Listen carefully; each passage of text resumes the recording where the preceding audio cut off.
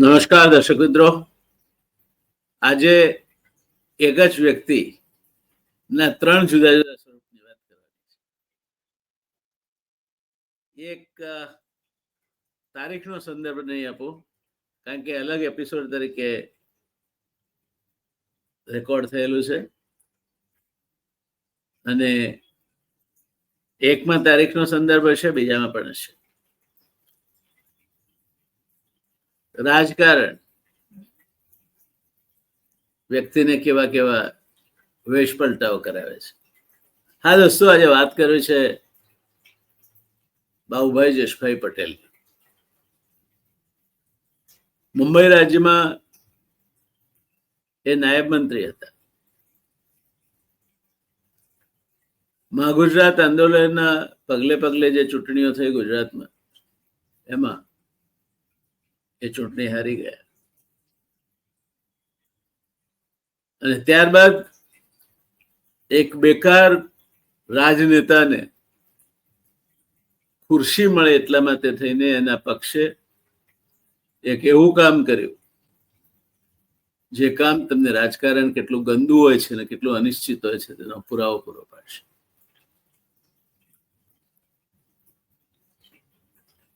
વલ્લભ વિદ્યાનગર સરદાર સાહેબનું સ્વપ્ન, પણ એને સાકાર કર્યું બે એવા જ પાણીદાર વ્યક્તિત્વએ. એકનું નામ ભાઈલાલભાઈ દયાભાઈ પટેલ, ભાઈ કાકા, અને બીજા ભીખાભાઈ પટેલ. સ્વાભાવિક છે, આ વલ્લભ વિદ્યાનગર જ્યારે સરદાર પટેલ યુનિવર્સિટી બન્યું ત્યારે એના પહેલા વાઇસ ચાન્સેલર તરીકે સરકારે ભાઈલાલભાઈની નિમણૂક કરી. આ પદ પર ભાઈલાલભાઈ નિમાયા. 3 વર્ષનો ગાળો હોય છે વાઇસ ચાન્સેલર માટે, અને એ 1978ના અંતમાં પૂરો થવાનો. હવે હું તારીખ નહીં આપું, જનરલ વાત કહીશ, કારણ કે આ જુદો એપિસોડ છે, તમે સાંભળી શકશો. ભાઈલાલભાઈ એ વખતે ના રાષ્ટ્રપતિ રાજેન્દ્ર પ્રસાદ પાસે ગયા. પહેલું પદવીદાન સમારંભ, રાષ્ટ્રપતિ આવે તો રંગ રહી જાય, અને રાષ્ટ્રપતિ બોલા ભાઈલાલભાઈને નાકે ખરા, સંમત. ત્યાંથી ગયા મહારાષ્ટ્રના મુખ્યમંત્રી યશવંતરાવ ચૌહાણ પાસે.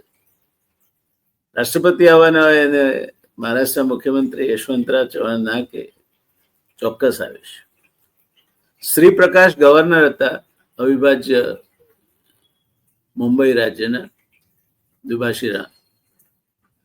એ આજ યુનિવર્સિટીના ગવર્નરના હોદ્દાની રૂએ કુલપતિ હતા, એટલે એમણે તો આવવું જ પડે, એમને પણ નિમંત્રણ આપ્યું. આમ આખો પ્રસંગ ગોઠવાયો. રાજેન્દ્ર પ્રસાદને અનુકૂળ આવતી હતી તારીખ જાન્યુઆરી 1959. ભાઈ કાકાની મુદત પૂરી થતી હતી એ પહેલા, પણ વડોદરા યુનિવર્સિટીના વાઇસ ચાન્સેલરને અને ગુજરાત યુનિવર્સિટીના વાઇસ ચાન્સેલરને બંનેને 9 વર્ષની ટર્મ સરકારે આપી હતી. ભાઈલાલભાઈ પટેલનું તો આ સર્જન હતું, સરદાર સાહેબનું સ્વપ્ન હતું. તો એમને વિશ્વાસ હતો કે 3 વર્ષની ટર્મ ચોક્કસ લંબાવાશે. જો એમને ખ્યાલ હોત કે સરકાર એમની સાથે આ રમત રમવાની છે, તો કદાચ એમણે પોતાની ટર્મ દરમિયાન જ કોન્વોકેશન ગોઠવી હોત. રાષ્ટ્રપતિને અનુકૂળ નહોતું, તો ઉપરાષ્ટ્રપતિ એ વખતે સર્વપલ્લી રાધાકૃષ્ણન હતા, એમને બોલાવ્યા હોત.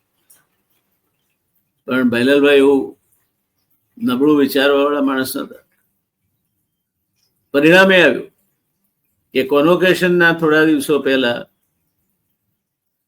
એમને સરકાર તરફથી એક હુકમ મળ્યો કે અમુક તારીખે તમારું ઉપકુલપતિ પદની મુદત પૂરી થાય છે, અને એ દિવસે સાંજથી ઓફિસ અવર્સ બાદ, કચેરીના કલાકો બાદ તમે છૂટા થયેલા ગણાશો. માથા પર વીજળી પડે એવી ઘટના બની, અને એમની જગ્યાએ નિમાયા હતા મુંબઈ રાજ્યના એક વખતના નાયબ મંત્રી અને મહાગુજરાતની આંદોલનના જુવાળમાં જેને પ્રજાએ હરાવી દીધા હતા એ શ્રીમાન બાબુભાઈ જશભાઈ પટેલ. બાબુભાઈ કહી શક્યા હોત, માણસની પરીક્ષા આવા સમયે થતી હોય છે, કહી શક્યા હોત કે નહીં હું મહિના પછી ચાર્જ સંભાળીશ, મને અનુકૂળ નથી. મહિના પછી વાઇસ ચાન્સેલર બની શક્યા. શું ઉતાવળ હતી વિદ્યાનગર દોડી જવાની? શું ઉતાવળ હતી ચાર્જ સંભાળી લેવાની? શું ઉતાવળ હતી કે ભૈલાલભાઈ ન હાજર હોય એવું કોનોકેશન, પહેલું કોનોકેશન વિદ્યાનગરનું, ને ભાઈ કાકા હાજર ના હોય? આ બાબુભાઈ જશભાઈની સત્તા લાલસાનો એક નમૂનો છે. બીજો પ્રસંગ એ એમને બિરદાવાનો પ્રસંગ છે. એ પ્રસંગ કંઈક આ મુજબ છે. 12 ઓગસ્ટ 1979 મોરબીમાં મુશળધાર વરસાદ થયો. મોરબી પાસે મચ્છુ ડેમ તૂટ્યો, માટીનો બંધ છે, દરવાજા નહીં ખુલ્યા, કાટ ખાઈને જક્કડ થઈ ગયા હતા ને મોરબીમાં એ પૂરના પાણી પ્રવેશ્યા. આ પ્રસંગનું વર્ણન કરતા સમયને સથવારે ગુજરાત પુસ્તકમાં કુંદનલાલ ધોળકિયા લખે છે કે 12 ઓગસ્ટ 1979 મોરબીમાં મુસળધાર વરસાદ થયો. મોરબી પાસે મચ્છુ ડેમ તૂટ્યો ને મોરબીમાં પાણી પ્રવેશ્યા. 1000 મૃત્યુ થયા. શહેરીજનોએ પોતાના આપતજનોને અસહાય થઈને પાણીમાં તણાયા જોયા હશે. એ દ્રશ્ય કેટલું કમકમાટી ઉપજાવે તેવું છે. લોકો દોડે, છાપરા અને છત પડે, બાળકો, વૃદ્ધો કે અન્ય પૂરમાં ફસાઈ જતા તણાઈ જાય ને મૃત્યુશૈયામાં પડે. એ અતિવૃષ્ટિ આમ ગુજરાતભરમાં હતી. 1361 મૃત્યુ કુલ આખા ગુજરાતમાં થઈને થયેલા. રૂપિયા 100 કરોડનું તે જમાનામાં નુકસાન થયેલું. બાબુભાઈ મુખ્યમંત્રીએ, તેમના પ્રધાનમંડળે ને ગુજરાત સરકારે ને ગુજરાતની પ્રજાએ ભગીરથ રાહત કાર્ય કર્યું. પ્રજાએ અહેસાસ ન ભૂલી કે બાબુભાઈએ આ મોરબીની હોનારત દરમિયાન પોતાનું આખા મંત્રીમંડળને પોતાની કચેરી મોરબી ખાતે સ્થળાંતરિત કરી ત્યાં રહીને પૂરો રાહત કાર્યો સંભાળ્યા. જે કંઈ હુકમો કરવાના હતા તે કર્યા અને બેનમૂન રાહત કાર્ય કર્યું. એનો યશ બાબુભાઈ જશભાઈને જાય છે. અને મોરબીની પ્રજા કેમ ભૂલે? એમણે બાબુભાઈ જશભાઈને બીજી વખત મોરબીથી ચૂંટીને મોકલ્યા. એ વખતે બાબુભાઈ જશભાઈ એ 1990 સાલમાં ચૂંટાયા અને ચૂંટાઈને ધારાસભ્ય તો બન્યા. ચિમનભાઈ પટેલ નું મંત્રીમંડળ હતું. મુખ્યમંત્રી ચિમનભાઈ પટેલ બન્યા અને એ મંત્રીમંડળમાં એક વખતના મુખ્યમંત્રી જે નર્મદા વિકાસ મંત્રી તરીકે, કેબિનેટ મંત્રી તરીકે જોડાયા.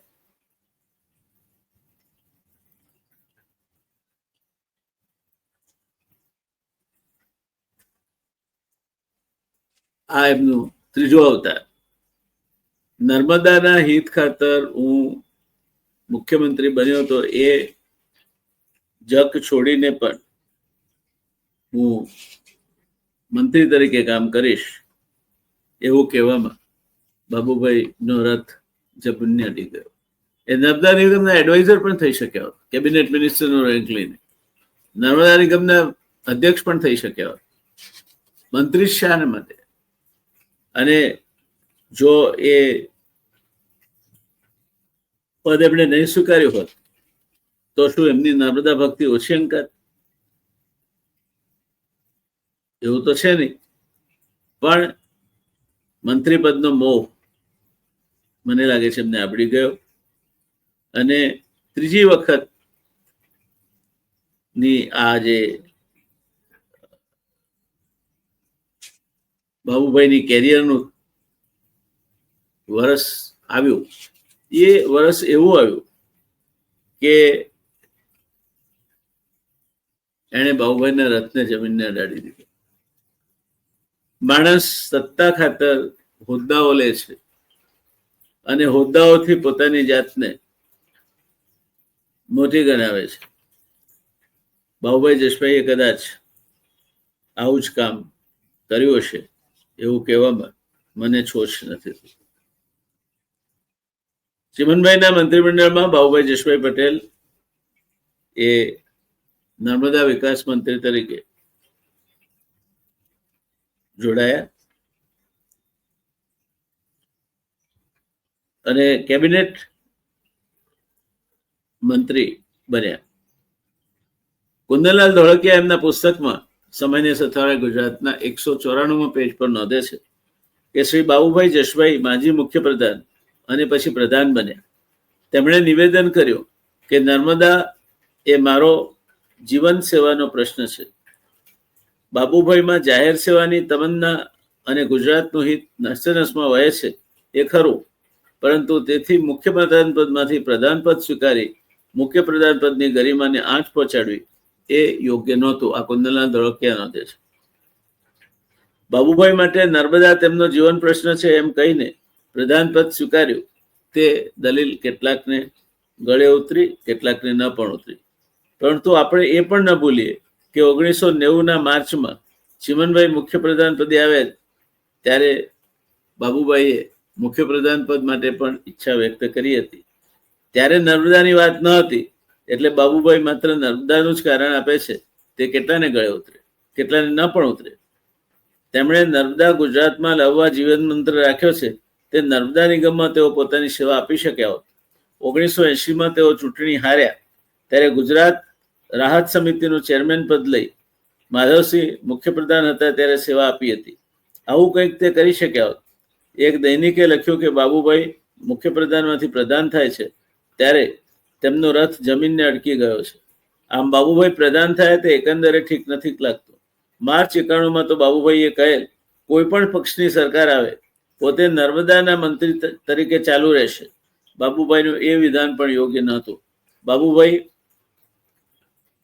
પ્રજા પક્ષમાંથી લડ્યા અને ઘણીવાર બાબુભાઈ પ્રજામાં પોતાની વર્તણૂકના અને આ વાક્યના શું પડઘા પડશે એની ચિંતા અથવા ક્યાસ નથી કાઢી શકતા એનું ઉદાહરણ છે. પહેલી વાર બાબુભાઈએ આ પુરવાર કર્યું જ્યારે ભાઈ કાકાને પાસેથી ઉપકુલપતિ પદ એમણે ખોટી ઉતાવળ કરીને લીધું. હું સ્પષ્ટ માનું છું, મારું અંગત મંતવ્ય છે.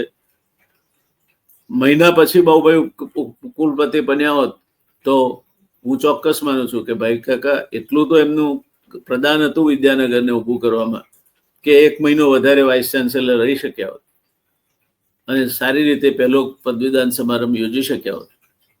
એ લાભ એમને નહીં આપીને પીરસેલા બહાણા પર કોઈકને ઉઠાડીને બેસી જવાનું કામ બાબુભાઈ જસભાઈએ કર્યું. એ પહેલી વાર. અને ચીમનભાઈ મંત્રીમંડળમાં મંત્રી તરીકે જોડાયા. 77 થી 80 બાબુભાઈ મુખ્યમંત્રી બન્યા હતા ગુજરાતના. ત્યારે નર્મદા વિકાસનો પ્રશ્ન મારા માટે પ્રાણ પ્રશ્ન છે અને એના માટે કોઈ પણ સરકારે, રિપીટ, કોઈ પણ સરકાર આવે હું પ્રધાન પદ સ્વીકારી અને સેવા કરવા તૈયાર છું. આ સેવા જો સનત મહેતા નર્મદા નિગમના ચેરમેન બનીને કરી શકતા હોય. મેં પણ નર્મદા નિગમના ચેરમેન તરીકે હું પણ ધારાસભ્ય હતો, જેમ બાબુભાઈ ધારાસભ્ય હતા અને એમના પક્ષની બહુમતી નથી એમ હું પણ સરકારમાંથી ધારાસભ્ય તરીકે નર્મદા નિગમના ચેરમેન તરીકે નિમાયો. હું પણ ધારાસભ્ય પછી મંત્રી બન્યો, 2 વખત મંત્રી બન્યો. પણ એકવાર મંત્રી બન્યા પછી અથવા એકવાર તમે મંત્રી બની ગયા પછી કોઈ નિગમના ચેરમેન બનો એ તમારી ગરિમા માટે યોગ્ય નથી. ઘણા બધા કિસ્સાઓ મેં જોયા છે કે મંત્રી મટી ગયા પછી પણ મોટર, બંગલો, ટેલિફોન, ડ્રાઈવર, સિક્યોરિટી જળવાઈ રહે એ માટે કેટલાક મહાનુભાવો મંત્રી, કેબિનેટ મંત્રી તરીકે લાંબો સમય રહ્યા હોવા છતાં નિગમના ચેરમેન બને છે. આ યોગ્ય નથી. ગરિમાનો સવાલ છે, પદની ગરિમાનો સવાલ છે. તમે કેબિનેટ મંત્રી તરીકે જે ખુરશી પર બેઠા, જે પદ પર કામ કર્યું તેની ગરિમાને બાજુ પર મૂકીને તમે કોઈ નિગમના ચેરમેન થાવ છો અને પછી સરકારમાંથી નાયબ મંત્રી પણ આવે, એના અધ્યક્ષ સ્થાને સમારંભ યોજાય એને તમારે આવકારવા પડે છે. એ વખતે તમારી અંદર એટલું ખમીર નથી, એટલું જમીન નથી, એટલી કુમારી નથી, એટલી ખુદદારી નથી કે તમે આ રીતની પોસ્ટ સ્વીકારો છો. પણ રાજનીતિ અને રાજકારણ, નીતિ આધારિત રાજ વ્યવસ્થા મારા મત પ્રમાણે એ રાજનીતિ છે અને કારણ આધારિત રાજ વ્યવસ્થા એક રાજકારણ છે.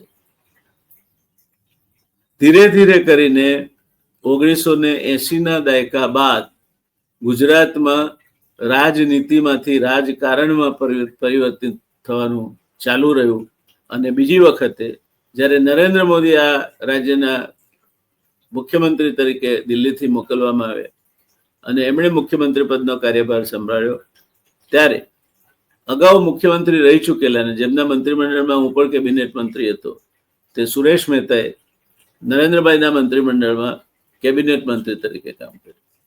આ યોગ્ય નથી. તમે એક વખતે ઉચ્ચ આસને બેઠા પછી એનાથી ઉપર જાઓ તો બરાબર છે, નહીં જવાય તો માત્ર ખુરશીનો મોહ રાખીને, માત્ર કોઈ કારણ બતાવીને મંત્રીપદ સ્વીકારી લેવું અને એ રીતે સરકારની સવલતો ચાલુ રહે, તમારી અગત્યતા ચાલુ રહે, એ કરવું એ તમારા વ્યક્તિત્વને હિણપ લગાડનારું છે એવું હું માનું છું. બાબુભાઈ જસભાઈના આ 3 પ્રસંગો મેં એટલા માટે કહ્યા છે કે બાબુભાઈ જસભાઈ આમ એક મારા મનમાં એક ઊંચા આદરપાત્ર વ્યક્તિ છે. ગાંધીવાદી વ્યક્તિત્વ, આદરપાત્ર વ્યક્તિ, બધું જ બરાબર. પણ જ્યારે સોનું એ કસપટ્ટીએ ચડે, એ કસપટ્ટીએ ઘસાઈને ખરું પોતાની કસોટીમાંથી ન ઉતરે ત્યારે એ કથિર બરાબર બની જાય છે. અને બાબુભાઈ જસભાઈના કિસ્સામાં પહેલી વખત ભાઈકાકાને ખસેડીને વાઇસ ચાન્સેલર એમને બનાવવામાં આવે ત્યારે, અને ત્રીજી વખત એ જ્યારે અગાઉ વચ્ચે મુખ્યમંત્રી રહી ચૂક્યા ત્યારબાદ ચિમનભાઈ પટેલના મંત્રીમંડળમાં નર્મદા વિકાસ મંત્રી બન્યા ત્યારે આ બંને સમયે એમણે પોતાના પદથી નીચા ઉતરીને એની ગરિમા, જે મુખ્યમંત્રી પદ જે રહીને જે ગરિમા એમને બક્ષી હતી એ ગરિમાનો એ જાળવી ન શક્યા. ગમે તે કારણ હોય, ગમે તે લોભ હોય, જે હોય તે, પણ એ જાળવી નહીં શક્યા, એ હકીકત છે. અને તેટલા અંશે બાબુભાઈ જસભાઈ આ કસોટીમાંથી ખરા ઉતરતા નથી એવું માનું છું. કઈ ખેર દોસ્તો, આ તો રાજકારણ છે, કારણ સાથેની રાજ્ય વ્યવસ્થા. પછી એમાં કારણ તમને અનુકૂળ તમે ગમે તે ગોતી કાઢો, ચાલે. આપણે આજે રાજકારણ શબ્દ જ જાણીએ છીએ, રાજનીતિ એ શબ્દકોશમાંથી લગભગ નીકળી ગયો છે, અથવા તો આપણા મનમાં પણ એ શબ્દ સાયલેન્ટ થઈ ગયો છે. તો આ હતી વાત બાબુભાઈ જસભાઈની. આ હતી વાત એક એવા વ્યક્તિની કે જે કસોટીના સમયે એ કસોટીમાંથી પાર નહીં ઉતરી અને પોતાના વ્યક્તિત્વને અનુરૂપ એમણે વર્તન નહીં કર્યું. ગાંધીવાદની નિષ્પૃહતા અથવા ટ્રસ્ટીશીપના સિદ્ધાંત અનુસાર એમણે વર્ણન નહીં કર્યું અને એ પોતે એક પવિત્ર માણસ ગણી શકાય. બાબુભાઈ માટે હું માન ધરાવું છું. ગાંધીવાદી મૂલ્યો સાથે જીવ્યા. એ જ્યારે મુખ્યમંત્રી હતા ત્યારે મને એમની સાથે અધિકારી તરીકે પણ કામ કરવાનો મોકો મળ્યો હતો. પણ બાબુભાઈ એમના જીવનના 2 પ્રસંગોમાં એમની પાસેની અપેક્ષામાંથી ઊણા ઉતર્યા એવા ગુજરાતના મુખ્યમંત્રી હતા એમ કહેવામાં મને જરાય છોછ લાગતો નથી. કુંદનલાલ ધોળકિયાએ પણ એ જ કહ્યું છે એમના પુસ્તકમાં. હું એની સાથે સંમત છું. તો દોસ્તો, આ હતી વાત એક વ્યક્તિની જે પોતે મુખ્યમંત્રી પદ સુધી પહોંચે છે, પણ એ પહેલા અને એ પછી 2 વખત માણસ તરીકેની કસોટીમાં પદની ગરિમા જાળવવામાં અને કોઈની પાસેથી તૈયાર બને જમવા બેસી જવાની ઉતાવળમાં એ ઊણા ઉતરે છે. અને એ વ્યક્તિનું નામ હતું બાબુભાઈ જસભાઈ પટેલ. ધન્યવાદ.